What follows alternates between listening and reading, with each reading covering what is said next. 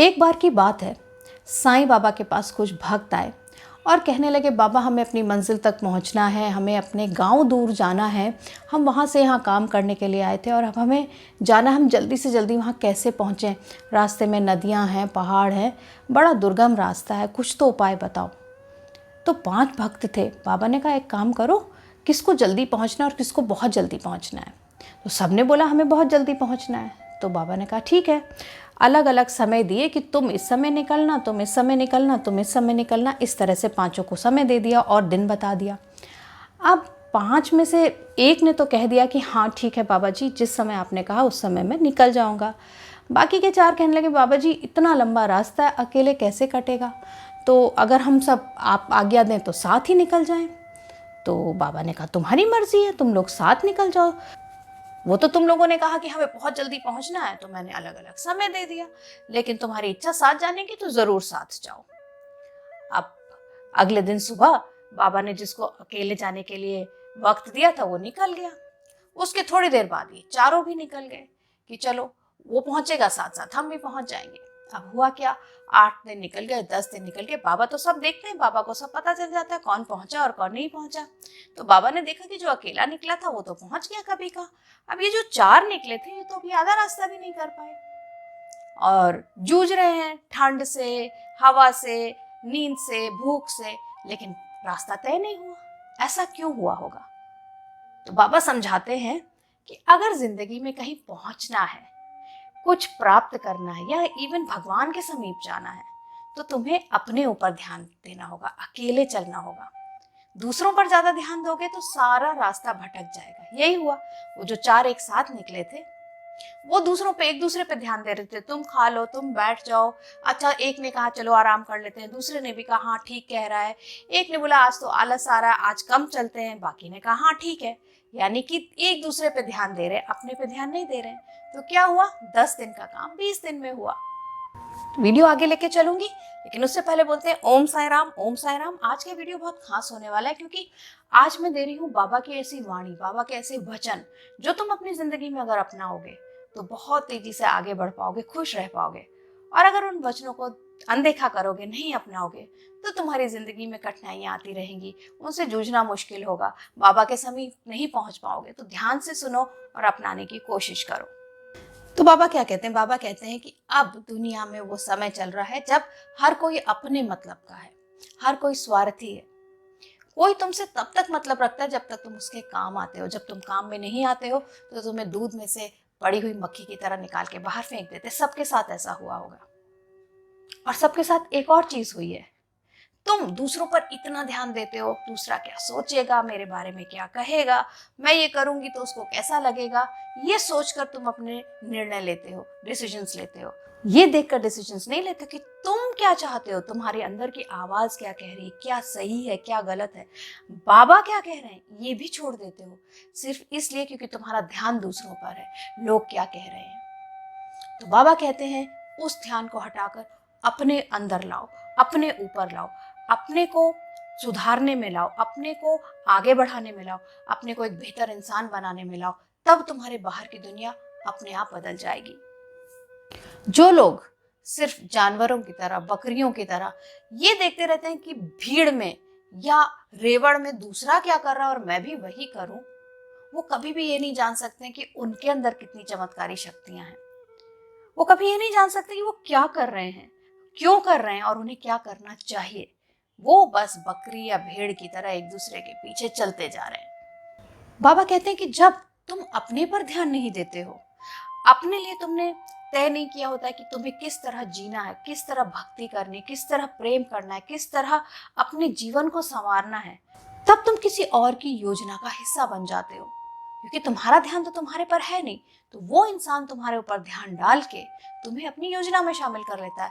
अपने लिए वो जो करना चाहता है वो तुमसे कराता है। क्योंकि याद रखो, जो तुम्हारे दिमाग को कंट्रोल कर सकता है, जो तुम्हारे लिए योजना बना के उसमें तुम्हें शामिल कर सकता है, वो तुमसे कुछ भी करा सकता है। तुम भले इंसान पैदा हुए हो, लेकिन अगर तुमने अपने दिमाग का कंट्रोल किसी को दे दिया तो तुम उसके लिए सिर्फ एक कठपुतली हो। और ऐसा कब होता है? जब ध्यान अपने पे से हटकर और सब पर चला जाता है। एक बार बाबा के पास 2 भक्त आए, दोनों ही बाबा के गहरे भक्त थे। तो दोनों ने आके कहा, बाबा इतने दिन से प्रार्थना कर रहे, इतने दिन से भक्ति कर रहे हैं, लेकिन जब हम आपके सामने नहीं होते ना, तो हमें अनुभूति नहीं होती कि आप हमारे साथ हैं। तो कुछ ऐसा कर दो कि हमें पता चले कि आप हमारे साथ हमेशा होते हो। तो बाबा ने कहा, इसमें क्या मुश्किल है, मैं तुम्हें एक मंत्र देता हूँ और तुम उस मंत्र का जाप रोज करो। सिर्फ 2-3 क्षण लगेंगे, 2-3 सेकंड लगेंगे उस मंत्र को करने में, और लेकिन अगर तुम रोज करोगे तो तुम पाओगे कि मैं तुम्हारे पास हूँ और तुम्हें पूरा एहसास होगा कि मैं तुम्हारे पास हूँ। अब भक्त बड़े खुश हुए कि अगर कोई ऐसा मंत्र मिल जाए कि बाबा हमेशा पास है, ये अनुभूति होती रही, तो हमें और दुनिया में चाहिए क्या। तो बाबा ने कहा, करना क्या है कि दिन में सिर्फ 2 बार अपने सीने पे हाथ रख के, जहां पर दिल होता है वहां हाथ रख के बोलना है, बाबा मुझे मालूम है तुम यहाँ हो और बहुत बहुत शुक्रिया तुम्हारा यहाँ होने के लिए। बस इतना बोलना है। तो भक्तों ने कहा, इसमें क्या मुश्किल है, हम तो 2 बार क्या, हम तो दिन में 10 बार भी बोल सकते हैं। तो बाबा ने कहा, बस शर्त यह है कि तुम्हें एक भी दिन छोड़ना नहीं है, करना रोज है। अगर तुम छोड़ोगे ना तो फिर ये क्रिया पूरी खराब हो जाएगी। उसमें से एक भक्त ने क्या करना शुरू किया, उसने नदी किनारे जाना शुरू किया सुबह और शाम। जब वो नदी किनारे जाता था, वहां बैठकर अपने हृदय के ऊपर हाथ रखकर बोलता था कि बाबा मुझे पता है तुम मेरे पास हो और बहुत बहुत धन्यवाद है मेरे पास होने का। बस रोज का उसका ये नियम बन गया। अब जो दूसरा भक्त था, वो अपने व्यापार में बड़ा व्यस्त रहता था, बिजी रहता था, और उसने सोचा ये 1 सेकंड 2 सेकंड की तो क्रिया है, कभी भी दुकान पे बैठे बैठे कर लूंगा। तो उसने करनी शुरू करी। सुबह में वो हृदय पे हाथ रखे और बोले कि बाबा जी मुझे पता है मेरे समीप हो और बहुत बहुत धन्यवाद है आपका। बीच में ग्राहक आते थे और लोग आते थे, उसके यार दोस्त भी बहुत थे, तो अपने गपशप होती थी। फिर शाम को वो एक बार जैसे ही उसको मौका मिलता था ये क्रिया कर लेता था। 3 दिन 4 दिन 6 दिन बहुत अच्छे से चला। अब क्या था, जो भक्त जाता था नदी पे वो तो जाता रहा, दूसरे भक्त का व्यापार और बढ़ा, ग्राहक और आने लगे, कहीं बाहर बाहर से दोस्त मिलने आने लगे। एक दिन उसकी क्रिया शाम को रह गई। उसको अगले दिन याद आया कि कल की क्रिया तो रह गई। उसने सोचा कोई बात नहीं है, मैं ऐसा करता हूँ आज 3 बार कर लेता हूँ। अब धीरे धीरे क्या हुआ, क्रिया उसकी छूटने लगी। महीना भर निकल गया। अब उसने ध्यान दिया कि उसने तो 15 दिन भी मुश्किल से क्रिया नहीं करी। कभी उसका ध्यान व्यापार में होता था, कभी फ्रेंड्स में होता था, कभी ग्राहकों में होता था। 1 महीने बाद दोनों भक्त फिर पहुंचे। तो जो पहला भक्त था जो नदी पे जाता था, उसने कहा बाबा जी क्या आपने एक मंत्र दिया, मुझे तो मजा आ गया।